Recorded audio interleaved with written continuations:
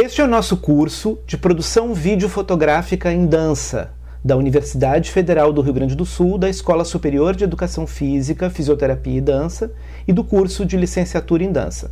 Eu sou o professor Márcio Pizarro Noronha e vou fazer uma viagem com vocês na história do musical estadunidense, enfocando predominantemente experiências da Broadway e de Hollywood. Esse é um curso de história, mas também um curso de teoria. Bom, para iniciarmos nossos encontros, o primeiro aspecto que eu gostaria de ressaltar é a importância da definição nesse especial, particularmente na experiência dos Estados Unidos, do próprio conceito de comédia musical. Como a comédia musical, ela trouxe basicamente 4 questões centrais. Uma delas, uma noção otimista e uma visão esperançosa, positiva, uma construção de uma imagem, né? Claro que totalmente imaginária, do próprio Estados Unidos, como um país, né, de recepção, de agregação, e que envolve fundamentalmente, né, a formação de uma cultura absolutamente diversa. O outro aspecto, que é o resultado disso na realidade, é a maneira como os musicais, desde a Broadway e depois em Hollywood, eles foram incorporando as diversidades através dos processos migratórios que aconteceram nos Estados Unidos. Então, desde sua origem, esses espetáculos na Broadway e depois os filmes, eles sempre incorporaram estereótipos, né, de uma forma crítica, às vezes paródica, às vezes até mais irônica, mas sempre incorporando a presença, né, das populações imigrantes que iam chegando à América do Norte, né? E o outro aspecto fundamental é a formação de uma cultura do entretenimento ligada ao negócio, ao mundo do negócio, ao que a gente conhece como showbiz ou show business. 5 momentos significativos e estruturais que nós chamamos na construção de aspectos estilísticos, do gênero nos musicais e da construção narrativa, né? Nos Estados Unidos, os musicais eles se configuram desde os espetáculos de extravagância através das chamadas Follies, né, do Ziegfeld, né? Elas são muito famosas porque ali se definiram alguns dos elementos que vão prevalecer e permanecer, como a presença de uma maquinaria cênica muito complexa, né, no teatro e depois se transferida para o cinema, né, com todas as abordagens, né, de câmera, né, movimentação, né, experimentação e pesquisa em relação à captura do movimento humano em cena. Então o Ziegfeld's Follies vai trazer muito isso para nós, né? E ele vai ser responsável também por pelo menos o primeiro momento, né, na produção do primeiro momento importante, né, das histórias dos musicais, né, da Broadway, que também chegará a Hollywood. O primeiro deles, né, significativamente em termos de mudança radical da narrativa, acontece com um espetáculo chamado Showboat, né? Seus criadores são Jerome Kern e Oscar Hammerstein II, né?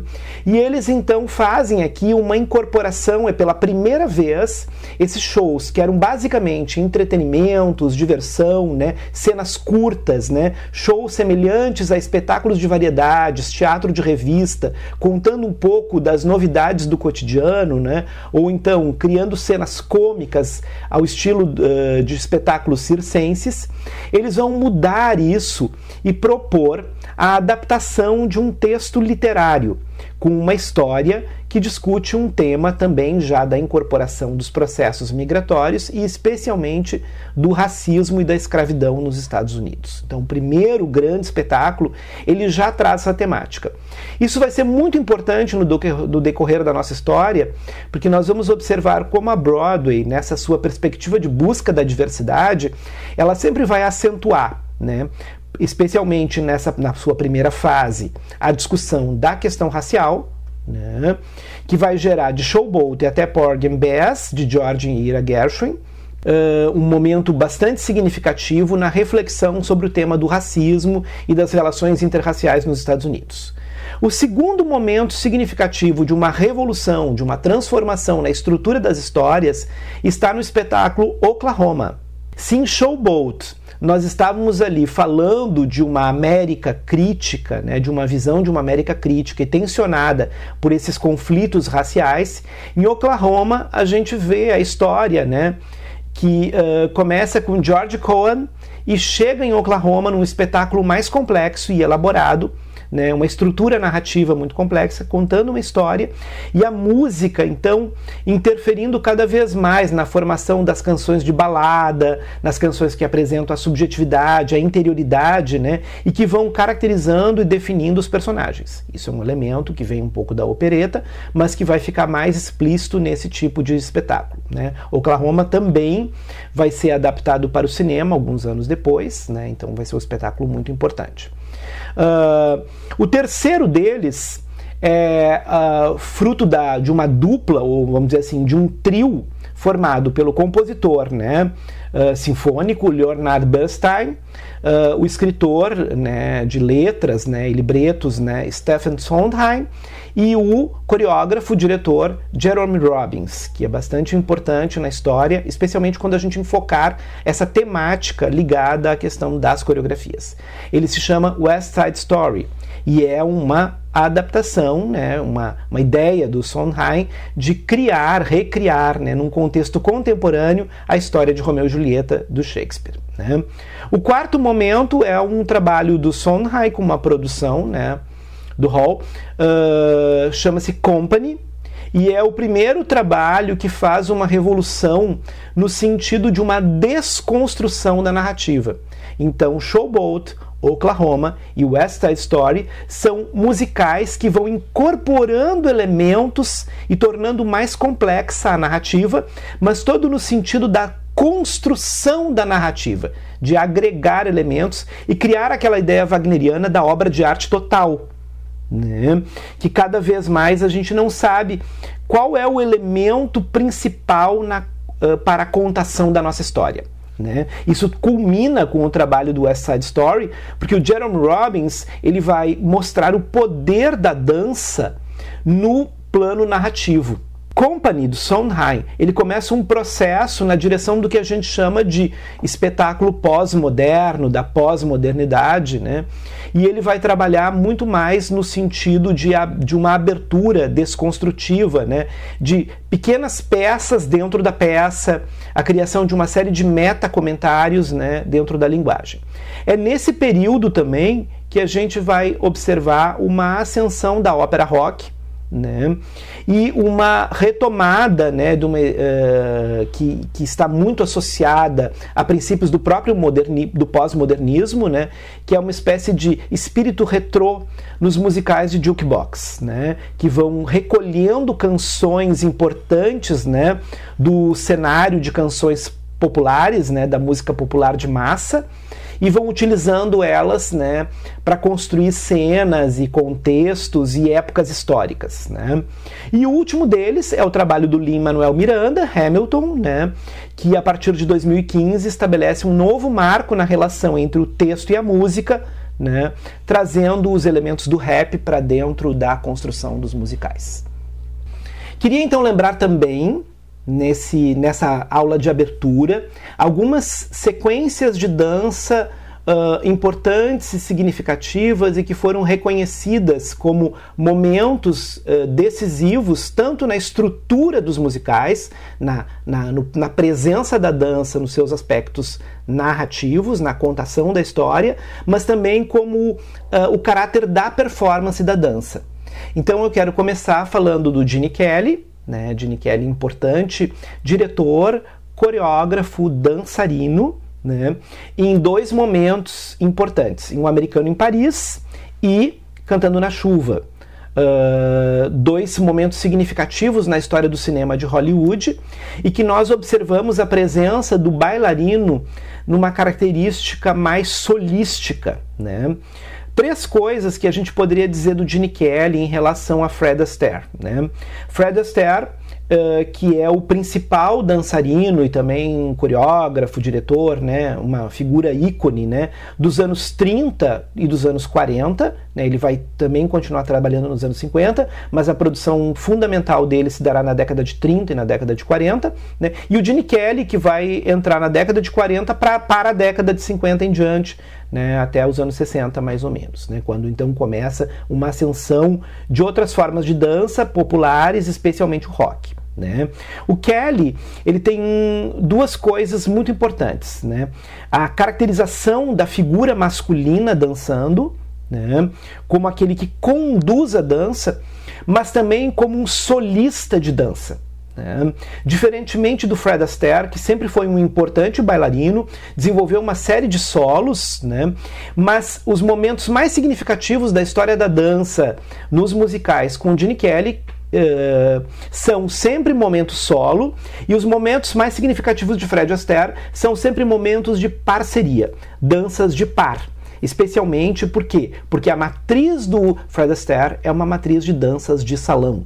E a matriz do Gene Kelly é uma matriz mais jazzística, de improvisação, onde então o artista tem mais possibilidade de dançar num solo, dançar sozinho. Um outro artista importantíssimo, né, em relação às sequências de dança, e nós teríamos 3 trabalhos dele que definem muito das transformações da década de 60, especialmente para a década de 70, é Bob Fosse. Bob Fosse começou, né, desde muito pequeno, ele como Liza Minnelli e outros artistas, vem de uma família de tradição artística, né? Então ele começou aparecendo já muito menino, né, como dançarino, e tinha um potencial, todos acreditavam, inclusive os críticos, que ele seria o novo Gene Kelly como dançarino dos espetáculos, né, tanto da Broadway quanto do cinema de Hollywood. Mas Bob Fosse foi caminhando no rumo da construção do seu papel como coreógrafo e diretor, né? E eu diria que temos 3 filmes, e na verdade 3 espetáculos, também 3 filmes significativos do Bob Fosse. Sweet Charity, né, o primeiro, de 69, depois Cabaré e Chicago. Por que Sweet Charity é bastante importante? Né? Porque, na verdade, praticamente todas as células, né, os elementos que compõem, né, os principais momentos de dança de Cabaré e Chicago já se encontravam lá em Sweet Charity. Né? Então, na verdade, ele vai desdobrando essas células de movimento, tornando elas mais complexas e criando, então, novas formas narrativas. Ele é autor de um estilo muito particular de dança que usou características muito peculiares do próprio corpo dele enquanto bailarino. Né? Nós também temos outros momentos, né, importantes que vão se marcar, e aí eu falei aqui especialmente, né, do trabalho do Jerome Robbins, né, em West Side Story, como diretor, né, e que ele vai então focar, né, profundamente o papel da dança na contação da história. Longas cenas de dança, por exemplo, então a cena Dance at the Gym, né, que nós temos uma sequência muito longa e o aparecimento de um elemento de lutas, né, ou seja, a dança não é só o lugar do encontro, da parceria, do casal, né, da dança de salão, mas é o local da confrontação entre grupos, né, que é um pouco da história do West Side Story, já que estamos falando de uma adaptação do Romeu e Julieta, que também é um conflito entre duas famílias, e aqui se transforma num conflito entre guetos, né, dentro da Nova York, né, dos anos 50, início da década de 60. Né? E depois eu queria lembrar um momento que eu considero muito significativo, que é a apresentação de abertura, mas o final do espetáculo Chorus Line, a Chorus Line, que agora tem uma nova versão, né? Ele é uma investigação muito interessante de linguagem para a pesquisa em dança, porque ele é o primeiro trabalho que ele não parte de uma narrativa pré-construída de dança, mas ele parte de uma pesquisa de cunho muito etnográfico, né? A criação de Chorus Line é justamente uma série de gravações com bailarinos, né, dançarinos da linha de coro, né, contando suas histórias, né? E essa cena, ela é a finalização, né, e a apoteose do filme A Chorus Line, que é um filme de 85, na música One, na versão reprise. Ele ganhou vários prêmios, né, em 2007, depois em 2013 novamente, porque dentro desse movimento mais contemporâneo da dança de reedição, né, de uma revisão de espetáculos canônicos que fizeram longas temporadas, né, ele entrou novamente no final da década dos anos 2000. Bom, em termos de filmografia, talvez o número de dança mais importante da história seja Singin' in the Rain, né, de 52. Né? Esse é um número extremamente complexo, longo, e ele faz uma espécie de síntese, né, uma finalização tanto da história quanto do personagem, né? E então ali a dança ela é como se fosse realmente a apoteose da história do filme, né? Que é um filme que ele tem também alguns aspectos, né, de uma espécie de meta-comentário, uma meta-história, porque é uma história dentro de uma história. Eu diria que o que é feito, né, neste filme, ele só vai reaparecer de uma forma mais complexa no filme O Artista, né, que é bem posterior, né, mas agora focando muito mais na relação desejosa de retorno ao cinema mudo. Então, né, aqui a gente tem um conflito e o filme se torna mais uma comédia, né? Ele vai caminhando rumo a uma comédia musical, né? No sentido de, ao final, ele abrir, né, aquelas cortinas e mostrar, né, uma espécie de dubladora, né, que vai trazer a voz e o novo calor do cinema, né, do cinema falado, né, enfim, né, então nesse momento. Então o que vai acontecendo com os artistas no sentido mais cômico, né, e em O Artista a gente vai ver um sentido um pouco mais sombrio, né, talvez um pouco uma versão mais complexa dessa história, mas que também lida com uma temática semelhante, né. Nós também poderíamos pensar, né, em algumas outras cenas importantes, né, como por exemplo o momento, né, de Footloose, né, a dança final do filme, né, que é um filme de 84. Um momento importante, né, o Saturday Night Fever, que também vai trazer de novo, num contexto da era disco, né, a ideia da dança de salão, mas agora num contexto de disco. E é um momento em que John Travolta ele replica, né, aquela relação, né, de par, né, que a gente via lá no contexto da década de 30 entre um Fred Astaire e Ginger Rogers, por exemplo, a gente vai ver entre, né, o casal, né, dançando na pista de dança em 77 em Saturday Night Fever, né? E claro, efetivamente o West Side Story que eu já citei aqui.